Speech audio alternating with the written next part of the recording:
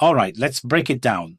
What on earth connects the British flag, the tragic end of a young Ukrainian boy in Ireland, and a high stakes meeting between Trump and Putin? You might think nothing, but each of these stories is a piece of a much larger, frankly bewildering puzzle that the mainstream media is barely touching. Give me just a few minutes, and I'll connect the dots for you based on what's really being reported. This is what's happening right now.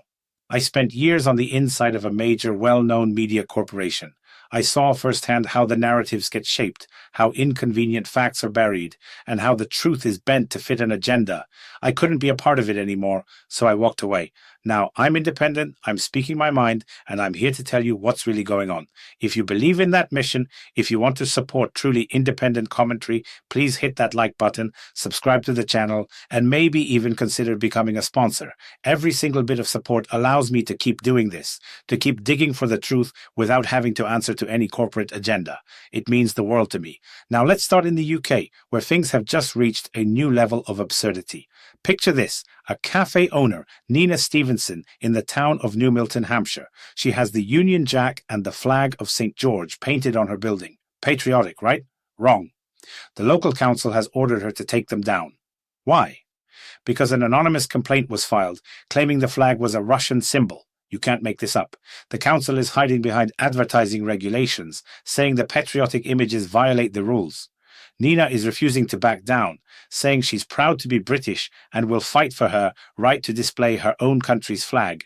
So now, in Britain, your own flag can be deemed an offensive advertisement if one person, just one, makes a completely clueless complaint. This is the state of things. And while we're on the topic of baffling decisions in the UK, let's talk security. The head of MI5, Sir Ken McCullum, just dropped a bombshell. He says Britain is in a new era of threats, dealing with near-record levels of extremism investigations, while also fending off growing risks from Russia, China, and Iran. The number of people under surveillance has jumped by 35% in just 1 year. He admitted that MI5 and the police have thwarted 19 prepared violent attacks since 2020, but he also pointed a finger directly at China for posing a daily threat to national security and at Iran for being linked to over 20 potentially fatal plots. It's a sobering reminder of the invisible battles being fought every single day. Meanwhile, this climate of fear is having real-world consequences. The UK's Culture Ministry is holding an emergency meeting because officials in Birmingham decided to ban Israeli football fans from attending a Europa League match between Maccabi Tel Aviv and Aston Villa. The police cited fears of mass unrest linked to the Middle East conflict.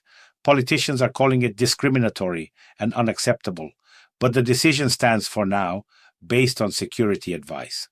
So, we're at a point where citizens are being barred from a sporting event based on their nationality out of fear of what might happen. Think about the precedent that sets. And if you're wondering where all the new arrivals in the country are, Home Office data from June of this year shows that northwest England, including cities like Liverpool and Manchester, has overtaken London as the primary region for asylum seekers, housing nearly 20% of the 106,000 people receiving support. London is now at 16%. It's a demographic shift that is happening rapidly across the country. Now feels like a good time to ask, if you're finding this analysis valuable, please take a second to hit that like button and subscribe. It really helps the channel cut through the noise. Let's stay in the UK for a moment, because the economic and social fabric is showing some serious strain. The government just fined 491 companies, and we're not talking about small shops here. We're talking giants like British Gas and Holland and Barrett. They were fined a collective $10.2 million for failing to pay their employees the minimum wage. We're talking about 42,000 workers being shortchanged.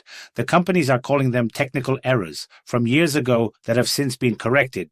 A technical error? You tell that to the people who were struggling to make ends meet. And speaking of financial struggles, the supermarket chain Waitrose is now putting up posters in staff rooms warning its own employees not to steal. The signs read, "The first time you steal could be your last," reminding them they could lose their jobs or even face prison. This comes as shoplifting across Britain has skyrocketed, with police data showing nearly 3 thefts occur every single minute. The cost of living is squeezing people from all sides, and instead of addressing the root cause, like stagnant wages against soaring inflation, the solution is to put up threatening posters. It's a grim picture. In other news, for the first time in 34 years, a massive sumo tournament is being held in London at the Royal Albert Hall. Organisers had to reinforce the seats and even install fortified toilets for the 40 wrestlers. It's a bit of a surreal cultural moment amidst all the chaos. Now let's shift to a story out of Ireland that is just heartbreaking.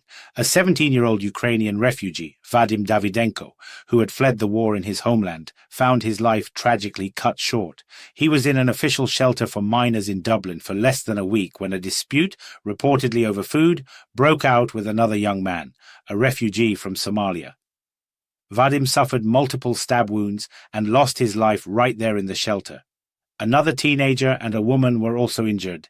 The police have a suspect in custody and security has been ramped up at the centre, but it's a devastating end for a young man who came to Ireland seeking safety. Fleeing a war zone, only to have his journey end like this in a place that was supposed to be a sanctuary. And this isn't the only disturbing story involving children in the region. In Northern Ireland, officials are searching for more than 50 children who have vanished from the education system. That includes 24 primary school students from a single school. Their whereabouts are completely unknown.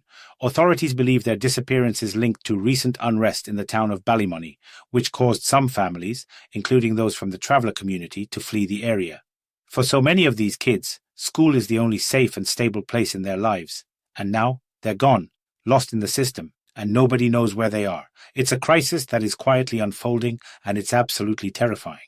Now, to the global stage, where the chess pieces are moving in ways that have left many, especially in Kyiv, completely stunned.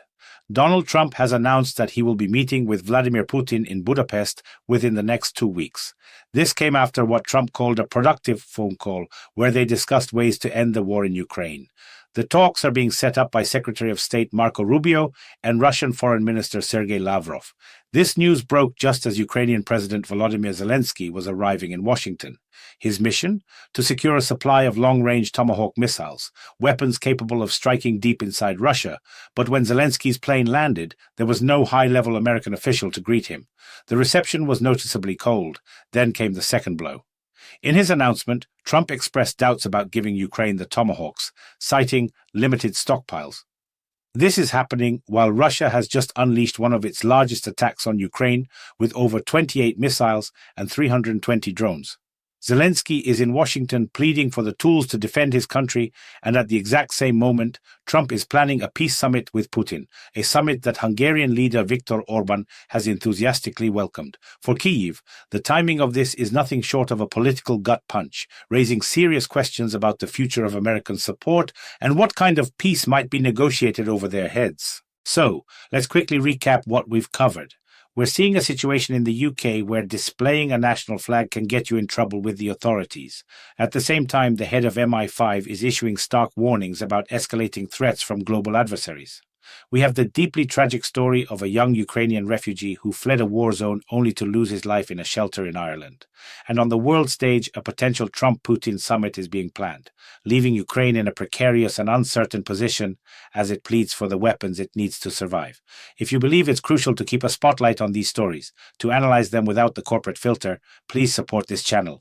Like this video, subscribe, and if you can, consider becoming a sponsor.